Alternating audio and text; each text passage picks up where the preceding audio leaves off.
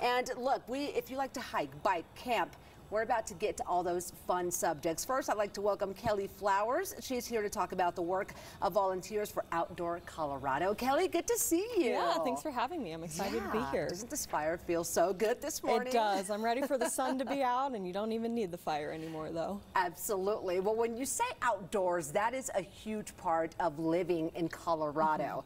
But I really feel that we got to take the time to really appreciate those wild spaces we all visit. Talk to me about volunteering and the organization itself. Sure. So the organization, it's a nonprofit. We're called Volunteers for Outdoor Colorado. And so it's a lot like what it sounds like, sending volunteers, just everyday people, out all across the state to help take care of our parks, trails, open spaces, really all of those beautiful outdoor places. And there are plenty in this state. Why is the work that volunteers do so important? So as you mentioned, you know, being outside, playing outside is such a big part of living in Colorado, and more people just want to come and explore those wonderful places. And especially with the pandemic, you know, we saw even more people getting outside. Everybody wanted to get out of their house, and that really does have an impact. And so it's really important for volunteers to get out there and lend a helping hand, helping give some TLC back to those trails that we all love to use. You are absolutely right when you say during the pandemic, everyone was going outside. I remember I couldn't even get a bike because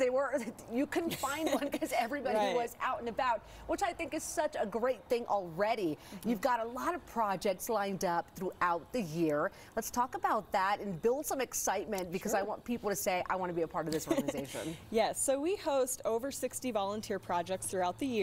Our first one will be April 9th, and then they go all the way through the end of October. They're all over the state, so everything from close to the city here in Denver to way out in the mountains.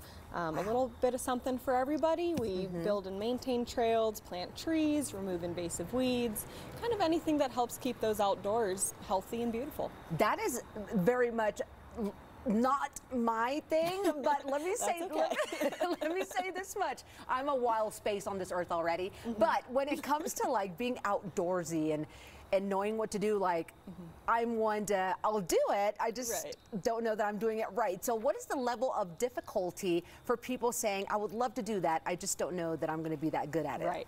Yeah, so I do want to make it clear, you don't have to be, you know, that stereotypical outdoorsy person.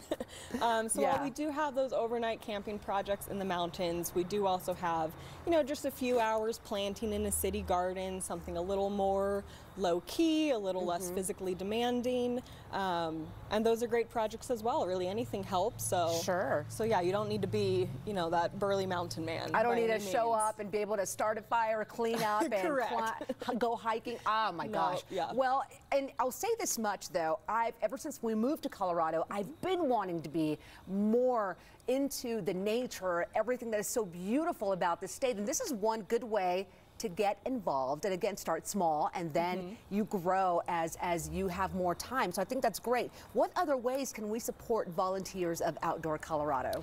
Yeah, so if you're maybe not, you know, feeling the outdoor physical labor at this moment.